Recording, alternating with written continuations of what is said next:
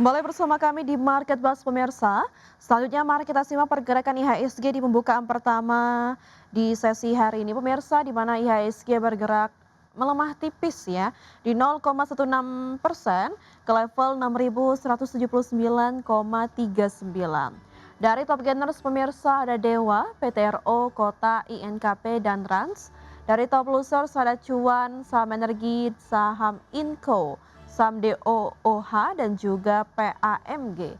Dari pergerakan sektoral pemirsa, cyclical memimpin pelemahan di 0,57% dan transportasi memimpin penguatan di 0,45%.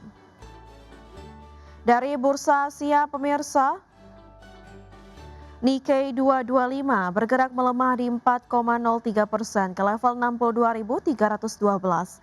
STI melemah di 0,48% ke level 5.593. Kospi melemah 8,04% ke level 6.212 dan Hang Seng menguat di 0,98% ke level 25.207.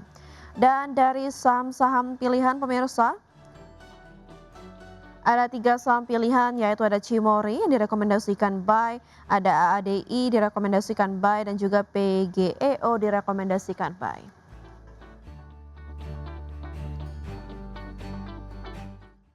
Pemirsa, kita masih terhubung bersama Mas Torik.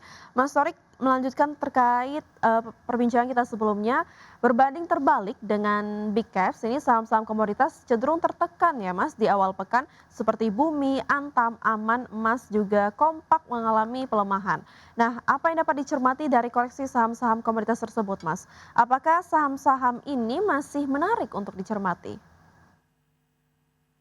Baik, jadi untuk, saham berbasis komoditas ya, jadi koreksi yang terjadi memang lebih mencerminkan aksi profit taking setelah sejumlah saham ini mencatatkan rally yang cukup kuat ya sepanjang bulan Juli. Seperti yang kita tahu juga bahwa saham Bumi ini ya, memang, pergerakannya cukup positif ya sejak awal bulan Juli, sebelumnya itu saat ini memang, terjadi aksi taking profit disusul juga dengan pelemahan dari sisi komoditas coal, di mana komoditas coal ini secara weekly ya atau secara mingguan ini mengalami pelemahan 0,08% dan pada perdagangan terakhir ini mengalami pelemahan 0,23%. Jadi memang untuk saham Bumi ini pergerakannya memang lebih sensitif ya, terhadap batu bara maupun terhadap, outflow ya, dari para pelaku pasar. Nah, tetapi untuk Antam ini saya masih optimis ya terhadap kinerja kuartal 2 mendatang, sementara AMMN ini masih mendapat katalis positif dari penyelesaian pembangunan smelter tembaga. Jadi secara fundamental untuk saham Antam maupun saham AMMN ini masih cukup menarik nih, Mbak.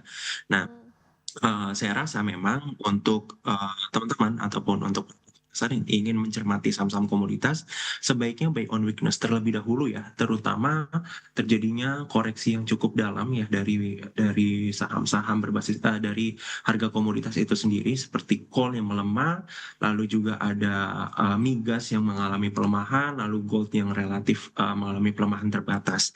Jadi, saya sarankan untuk melakukan evaluasi lebih dalam lagi untuk saham-saham tersebut dilihat dari sisi fundamental ataupun teknikalnya, tapi saya sarankan untuk, strategi buy on weakness secara selektif, seperti itu. Baik, berarti untuk saham komoditas masih disarankan untuk dengan menggunakan strategi buy on weakness ya Mas Torik ya. Betul Dan betul, selanjutnya Mbak. kita beralih ke saham pilihan Mas Torik. Ya. Di mana saham pilihan yang pertama itu ada CMRY, itu support di 4.550 dan resisten di 4.950 direkomendasikan buy. Analisis Anda Mas Torik.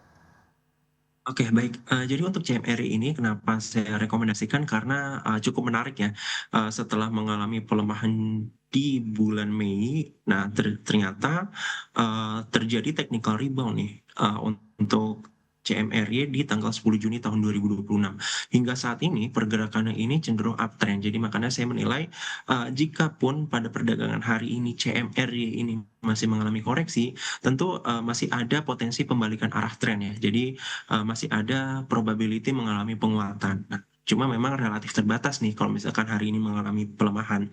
Nah, untuk resistance-nya ini bisa, di 4.800, sementara untuk area support-nya itu di 4.550 sampai dengan 4.560.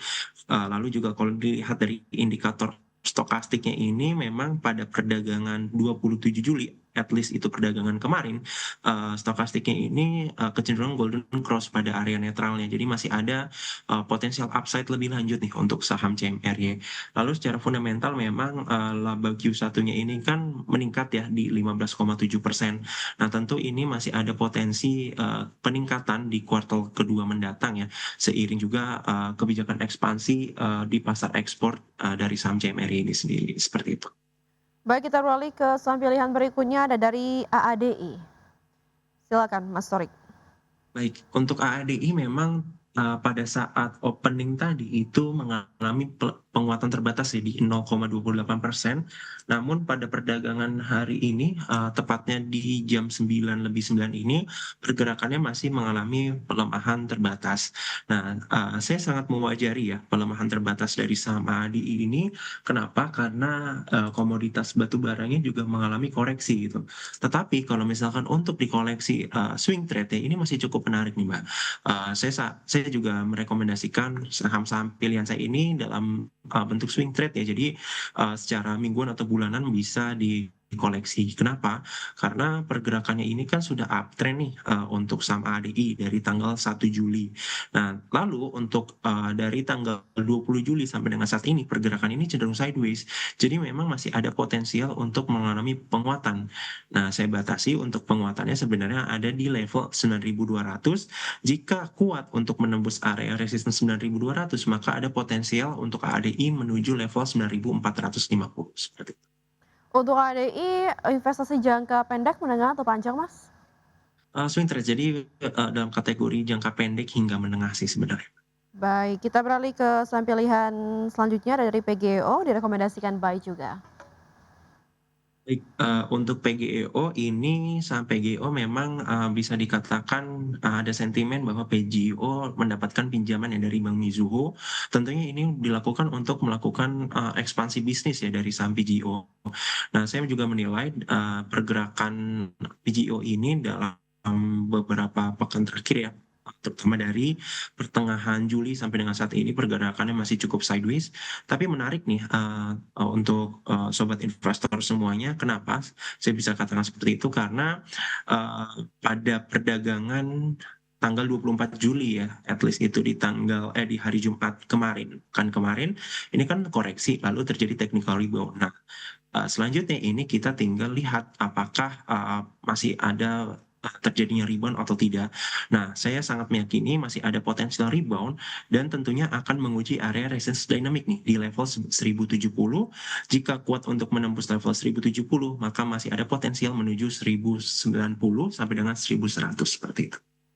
Baik pemirsa, itu dia 3 saham pilihan dari di pagi hari ini ada Cimori, ADI dan juga PGEO. Dan Mas Torik, mungkin pertanyaan terakhir terkait proyeksi pergerakan IHSG pada sepanjang hari ini. Semoga kita lihat tadi ya, IHSG dibuka melemah masih hari ini ya Mas. Dan bagaimana proyeksi Anda, support dan resisten terdekatnya? Baik, untuk, pergerakan IHSG memang, saya sangat meyakini ya bahwa pergerakan ini masih bias sebenarnya, masih ada probability mengalami pelemahan terbatas memang. Saya batasi untuk support terdekatnya itu berada di level 6.112. Nah, jika tembus ya, menembus area support tersebut, maka masih ada potensial menuju level 6.054. Nah, apakah masih ada potensial untuk mengalami technical rebound untuk saat ini? Tentu, cukup berat ya untuk IHSG saat ini. Kenapa? Karena secara resistance dynamic ini IHSG, harus melewati 3 resistance dynamic, di antaranya EMA 5, EMA 10, dan EMA 50. Masing-masing berada di kisaran, psikologis 6.200 sampai dengan 6.250. Jadi makanya untuk IHSG masih berat ya untuk technical rebound terutama untuk, berada di area 6.250. Tetapi, kalaupun terjadi koreksi pada perdagangan hari ini, memang, relatif terbatas juga ya, berada di kisaran 6.110 sampai dengan 6.120. Itu untuk IHSG pada perdagangan hari ini. Baik, terima kasih banyak Mas Torik, selaku research analis PT Bumi Putra Sekuritas. Semoga pembahasan dan juga referensi dari Anda dapat menjadi referensi bagi pemirsa Aries Channel. Namun sekali lagi keputusan investasi tetap berada di tangan pemirsa. Mas Torik, terima kasih banyak, sehat selalu sudah Siap, terima bergabung kasih, Mbak.